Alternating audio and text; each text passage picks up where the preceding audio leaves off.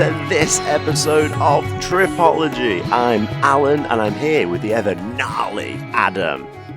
Alun, mate, how you doing? You all right? Why am I gnarly? You're gnarly because I'm deeply ingrained in surfer culture. I'm thinking of naught but the waves, Adam, and the lingo has been, it's sort of infected my mind. So you've embodied this kind of persona now as a surfer. You're hanging around with lots of cool guys, I imagine. Yeah, I'm gnarly, I'm steezy, I'm just a chilled out dude. I've been surfing a lot here. I'm broadcasting to you now from the top of a rooftop in a hostel. There's the sound of birds, there's peacocks around, there's people chatting, there's a man in the not too far distance who's decided to, use what can only be described as a circular saw to remove cocoa nuts from their respective trees. It's a noisy environment, but none of it can faze me. I'm so chilled out from surfing the waves. Is it not a prerequisite to have long hair if you're going to surf? And listeners will be interested to hear I've made my hair really short recently, so it's a juxtapositional activity for me. You've always been so alternative. That's what I love about you. You never play by the rule book, do you? Yeah, regardless of the subculture. So how many surf lessons are you doing a day then? Just one a day, 5 days a week. Okay. In surf school. Wow. I've devoted myself to the ancient art of surfing. And I know we don't proclaim to be a travel guide per se, but a surfing podcast. But how much would one anticipate spending on a surf lesson in Kerala, where you are? Yeah, like $15 for a group lesson, $5 to rent a board, transport included. I'm out there on the waves. It's pretty easy. It's pretty chill. It's a little bit of a pricier endeavor. I'm, spending $70 for the whole week of surfing. Yeah. But you're enjoying it though. You're having lots of fun. One question I've got for you is, are the surfing instructors Indian?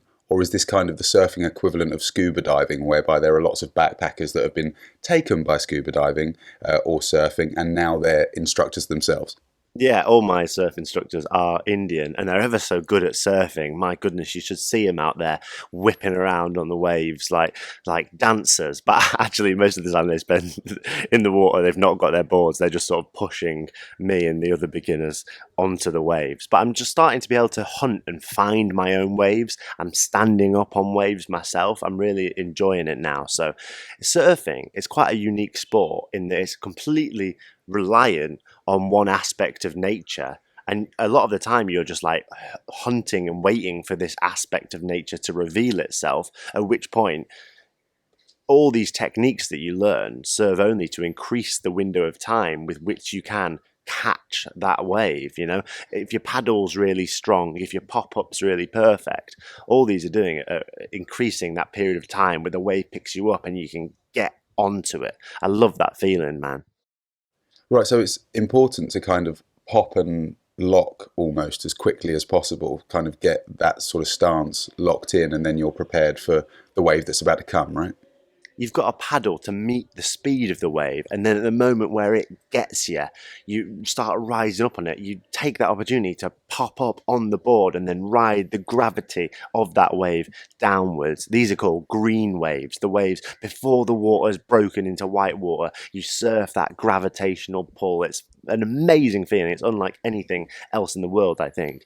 And it just, oh man, I love travel so much because you couldn't get that variety of activities. I'm eating Indian food, I'm on a rooftop of a hostel, I'm doing a podcast, I'm riding tuk-tuks, I'm surfing. I love travel. You're built for it, mate. You are built for it. Around surf and surfing culture, is there a wicked community as well of people who are there maybe learning like you are, but also seasoned surfers, and everyone's quite supportive, are they? Awful, spiteful characters they are out on this water, just trying to snatch every wave for their grubby selves. No, everyone's really amazing. I really think that's a cool aspect of surfing culture as well. Everyone really wants you to do well. They'll see you catch a wave and everyone's like, yeah, whooping and whistling as you make your way to shore. It's a cool thing. I feel very, very supported by the community. And doing group classes like I am doing, it's really cool because you're learning with other people. You're going for dinner with them afterwards, breakfast or whatever, and Surf and turf, I imagine. yeah, exactly, mate. All the surf and turf. But I really think it's good, man. It's good to have a community of other students. Yeah, no, completely. And is everyone sort of similar levels to you? Yeah, everyone's just starting out really because there comes a point in surfing where you've just got to put practice in. Hmm. So I probably spent more time out on the water than most people because I was surfing a lot with Johnny in Sri Lanka. Right. But because I was doing it on my own without any tutelage, maybe got into some bad habits. So I'm just sort of ironing out and trying to learn a little bit better and more cerebrally now. And it's going ever so well, man. Like I say, I'm finding waves on my own. I'm standing up on my own. I'm surfing the green ones, and I'm making it all the way to the shore, where I promptly hop off my surfboard and go and have a latte whilst watching the other surfers. It's very nice. That's wicked, mate. And it makes you happy, which is really important. It's one of those things that, you would have to travel somewhere to do, unless, of course, you were going to go down to Newquay in the Cornwall. southwest of Cornwall, Yeah. yeah. But much like scuba diving, I often say this to people, is that it's such a shame that there must be people out there that maybe don't travel or don't seek out things like scuba diving who would, in fact, fall in love with something like scuba diving if they just had the chance to do it. Yeah, and touching on that, I think where I'm at with travel now, the headspace I'm in, is that I really want to do like skill accumulative things whilst traveling. Yeah. I no longer want to just spend a month traveling around and just seeing sights. Really, I want to bunker down and do stuff, whether that's surfing or scuba diving or yoga or meditation or all these different things.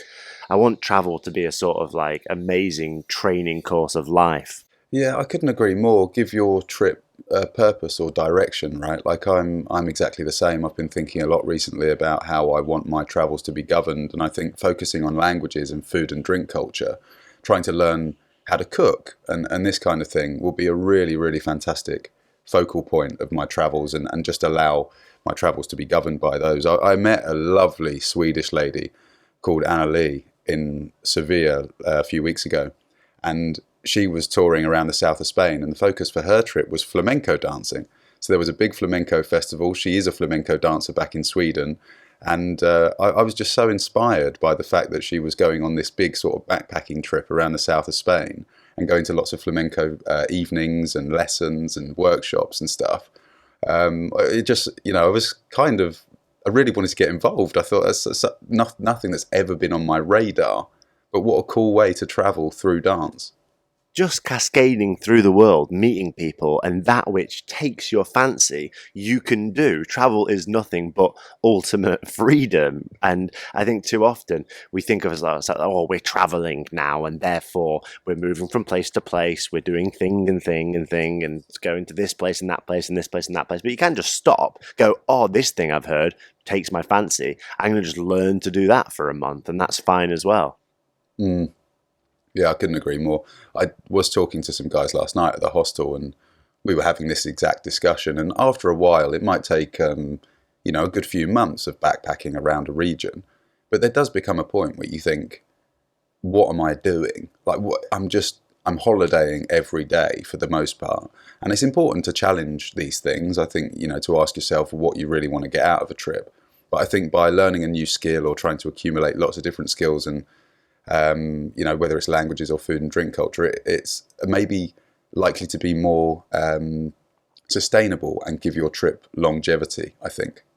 Yeah, totally. And I've actually met people who are traveling and they start having resume anxiety, CV anxiety, where they're like, oh, my CV's full of gaps, full of holes. It looks like I ain't done nothing for 5 years because I just offed myself into South America and then journeyed about. So how am I ever going to be employed? But I think done correctly, travel becomes this amazing smorgasbord that makes your CV look really good. Oh, I did this type of volunteering work in this part of the jungle. Oh, I, volunteered at a surf camp. Oh, I was working in hospitality here. I was doing all this. That you can fill your resume with travel activities if you see it as this opportunity as opposed to this big long holiday. Yeah, and if you're listening to this now and you are worried about taking a lot of time off work or taking a career break and going backpacking, then please send us an email at tripologypodcast@gmail.com, and I will answer any questions, because Alan, you know me better than most, and my CV has got so many holes in that You printed it on quite cheap paper when we were on the farm, didn't you? Yeah, I'm sure there's a mouse in here somewhere. But no, seriously, I mean, if you are thinking about doing something like that and you do have these anxieties about it, then do pop us an email and we can have a very open chat back and forth about how you're feeling and sort of ways around it. Because I've been through it over the last 10 years. I've worked very little, I think, but still managed to accelerate my career. And I think that's a really interesting thing. If you change the market that you're in, if you travel, if you add skills, you will become incredibly employable, more so than you think. So if what you want to do is ultimately work for someone else and not travel for the rest of your life, it's all there for you. Yeah, and I've spoken to great big bosses of great big businesses, the kind of people who walk around with perhaps a tie on and a little handkerchief tucked into their breast pocket, and they've told me that they'd actually employ someone who had seen the world and done some traveling and shown through their travels that they have empathy and an awareness of the world around them. They find those sorts of people far more employable than the kind of person who just stuck themselves in an office as soon as they were fresh out of college and really tightly packed themselves into a cubicle as hard as they could get there and stayed there and were disciplined for years and years and years. Yeah, it's about differentiating yourself from the person next to you, I suppose. And if you've got a really cool story to tell, or you can hang 10 on a gnarly wave, bro, then that might give you the edge. Yeah, and speaking of the edge, I feel on edge now. It's time for me to meditate. There's a person with a circular saw. I can see them. They've got it on the end of a stick. They're hacking down coconuts by the tens. So let's just calm ourselves down. Let's have a brief meditation break. And I've got something I desperately want to talk to you about when we return to the conscious world. See you there.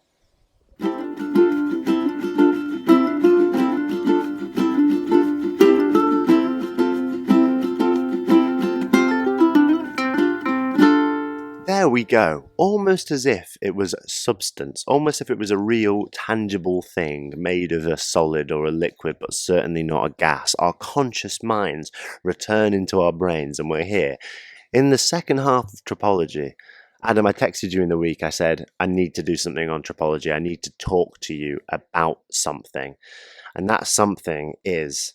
Well, I mean, there's only one place on Tripology where we can discuss this kind of thing. It's the item that absolutely no one has asked for, widely regarded as the least popular item on Tripology, a space that, I mean, not even one email saying, when are we going to see Alun's miscellaneous travel item return? But here it is. Play the theme music. Alun's miscellaneous travel item, oh yeah. It's the one thing I can live without, I swear.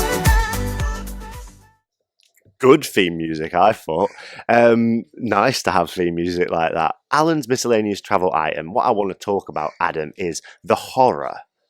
The abject, it's maybe the worst thing that can happen to you whilst traveling. Okay. You check into a hostel. You've written your passport number down on a sheet of paper. They've gone, oh, what city are you going to next? What city do you come from? Sign here. What's your email address? Perhaps a WhatsApp number. Okay, you're ready to see your room. They take you up the stairs to your dorm room, and all of the bottom bunks are taken.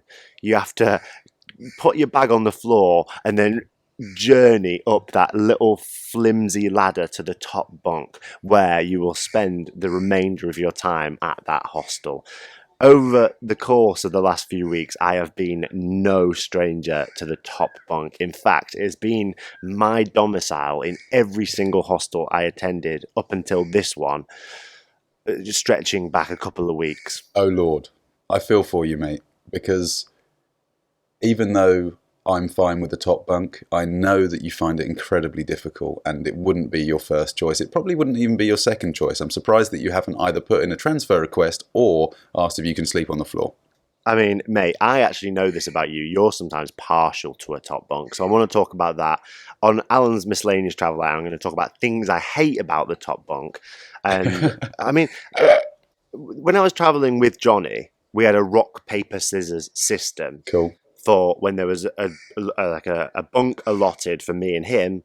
Who gets top? Who gets bottom? Best of one. Rock paper scissors. Sudden death.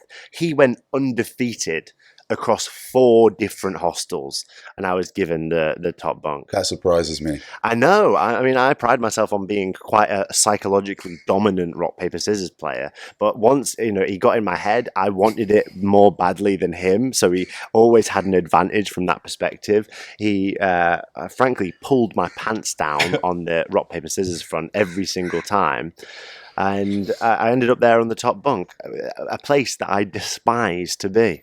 That's so funny. I would have put money on you winning those bets, not just because you're an amazing rock paper scissors player, but also because I know how much you do not want the top bunk. And is he as opposed to the top bunk as you are, mate? I mean, he doesn't like the top bunk, but I think that over the course of losing, am I in the minority or what? Am I some loco backpacker that's would prefer the top? Am I like on my own? Well, you can definitely talk about why you prefer it. I mean, look, I was put in the top bunk in a hostel that I'd booked 4 nights in. When I first came back to India after Sri Lanka, I booked 4 straight nights in a hostel. I was like, I'm just going to chill for a little bit. Johnny's gone. I'm going to revive myself just socially and everything. I'm going to take some time. Right. And so 4 days in a hostel is a lot for me. It's like, that's a big booking. So I was excited just to not have to worry about where I'm going to stay next, all this stuff. Horror, they put me in the top bunk. And not only did they put me in the top bunk, but it was a shitty top bunk. It was without rails. Oh, dangerous. It was rickety, so that, ascending the bunk or descending the bunk resulted in the kind of wobble that you might expect from, frankly, a practical joke. It was ridiculous. It was like the Leaning Tower of Pisa going up that thing. The absence of rails. I'm someone who sleeps with a lot of things all littered around my bed. I'll have my glasses case, my contact lens case, maybe my contact lens solution, a bottle of water. All these things exist around me as I sleep. On every single night that I spent on that bunk, one of those things fell off in the middle of the night as the result of an errant limb. I knocked my glasses case down the bunk and onto the floor, waking up everyone in the room. I knocked my bottle of water down onto the bunk below me, where the person below me had to pick it up and pass it back up to me at 3 a.m. Perfect. I was basically like Zeus throwing lightning bolts down at the Grecian population, except it was me, a sleepy traveller, throwing water bottles down on the other bunkmates. What a nightmare. Were people understanding, or you just really apologetic, saying, sorry, it's not ideal? My bunkmates were very understanding, because they too, I'm sure, at some point in their travels, witnessed the horrors of being on the top bunk. Sure, yeah. So that made it a little bit better. But the horrors didn't end there, Adam, because, frankly, hot air rises. So a room that was already swelteringly hot was intolerable being on the top bunk. But the one saving grace was that I was close to the fan. But unfortunately, I was so close to the fan that when I outstretched in the morning and put my shirt on, for the first time ever, I punched that fan accidentally, trying to put my finger through a sleeve, and it severed. I mean, if you go to youtube.com/tripologypodcast now, you'll be able to see it's like severed my finger in twain. So there you go. It's not an incredibly difficult situation, but I mean, annoying enough that it was bleeding. I mean, but there was a protective case on the fan, right? I mean, it was a plastic fan, so from that perspective, a case was protective, but it was going at speeds, the kind of speeds that an engineer designed to try and suppress the ungodly heat of India. So I think it was going more revolutions per second than your average fan. And then, sorry, tell me when this happened. Was this in the middle of the night that you cut your finger? No, this was in the morning. This was first thing in the morning. I was sort of like, that kind of music was playing, like da na na na na na na na na. I was like, waking up. I put my hand through my sleeve and was abruptly awoken by the fan. God, was anyone else in your room on the top bunk having the same issues you were?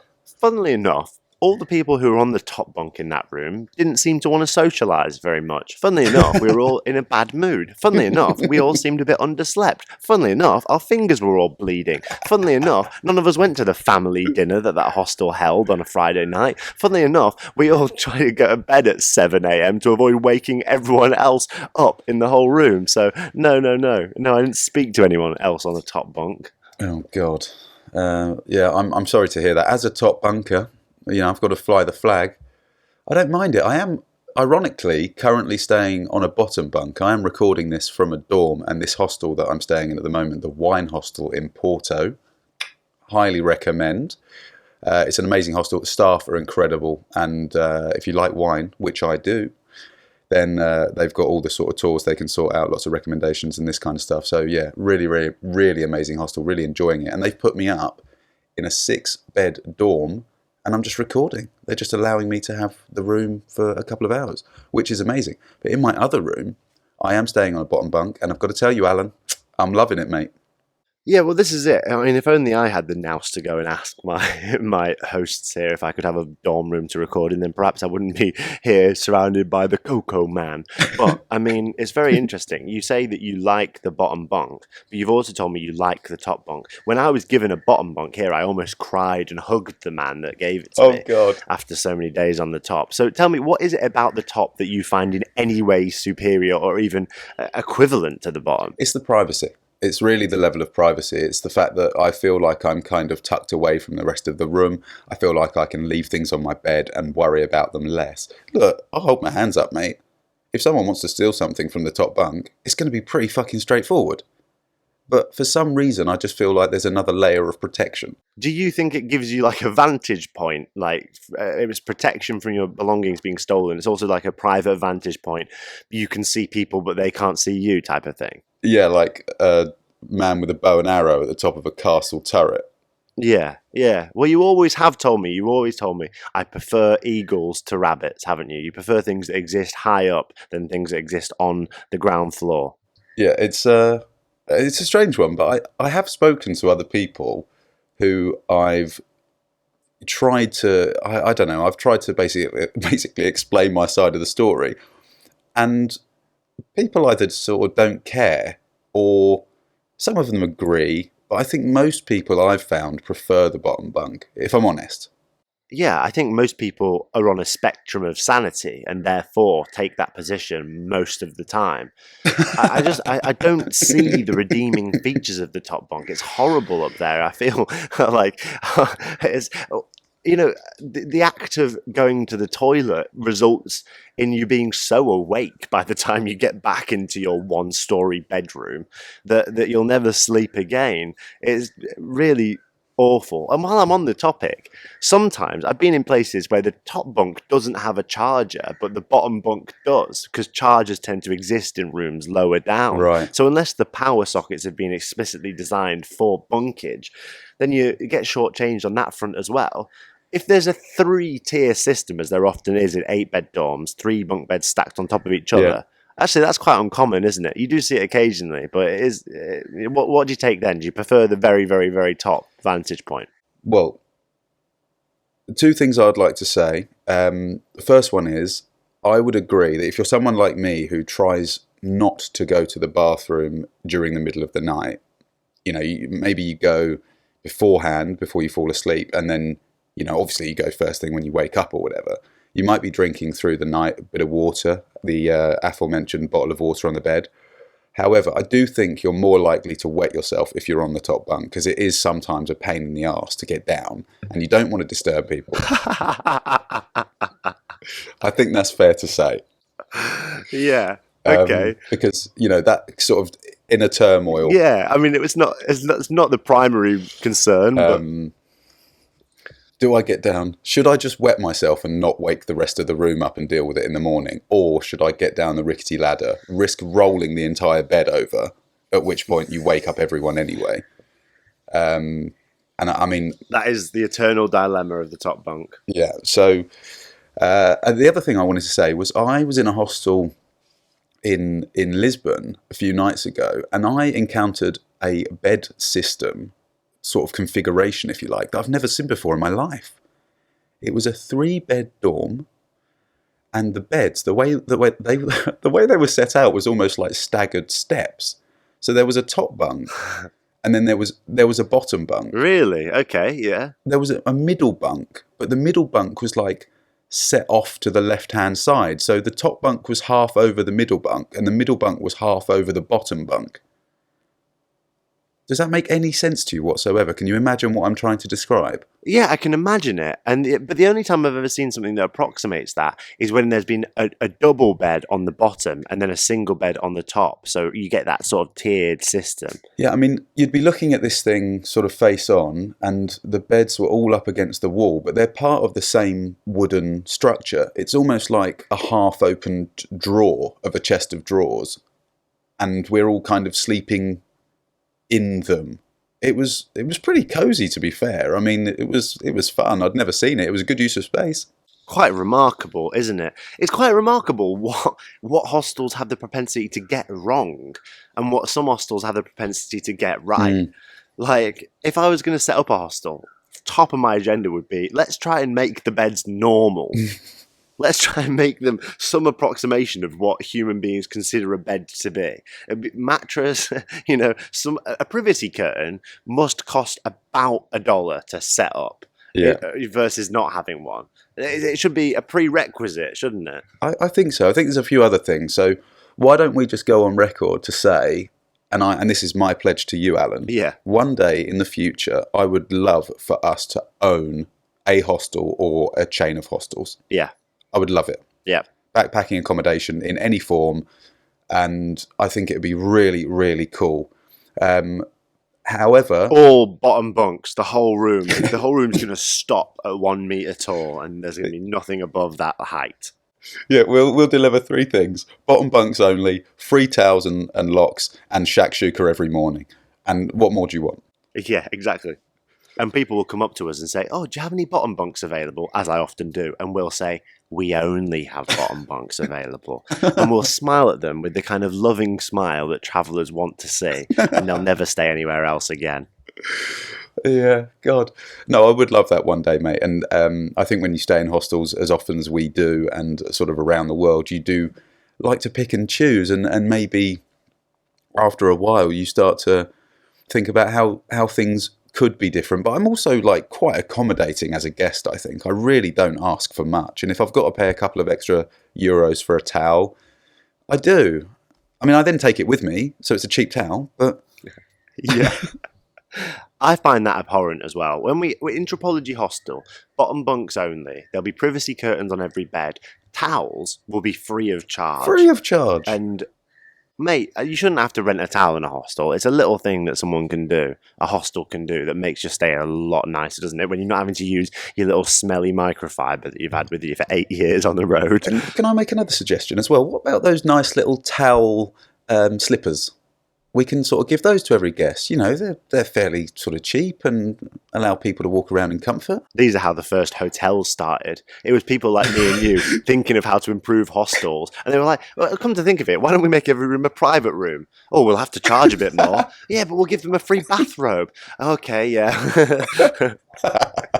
It's going to be a tripology spa quite quickly. I like the word hostel, but what if we could remove some of the consonants? Well, it's all there for us, mate. I think it remains to be seen, but who knows where this is going to go. And I really, really hope that one day we do have a hostel, and what an interesting experience that would be. There we go. Alun's miscellaneous travel item. Adam, it's what can only be described as hot here. Mm-hmm. Too hot to continue recording. I'm sweating again. You can see that, if you want, on youtube.com/tripologypodcast. Adam posts, a lot of amazing content over on Instagram, instagram.com/tripologypodcast. We're doing amazing things in the travel space. Some say we're the best damn podcast to come out of India and Spain simultaneously, and I tend to agree with them. There's a man cutting coconuts, there's birds are chirping. You're looking at me with the eyes of a man rested, relaxed, someone who's broken free of the 9-to-5 mundanity and is living a life on the road fit to inspire people around the world. I can't wait to hear more stories from you. I can't wait to live more stories from me. here we are, Tripology Podcast. I'm thinking about going off to next week where we'll meet the listening audience. Will you come with me? I will, mate, but before then we've got the Lost and Found. So if you want to join us for more, head to patreon.com/tripologypodcast. We'll see you there. We'll see you there. Bye! Bye! Bye!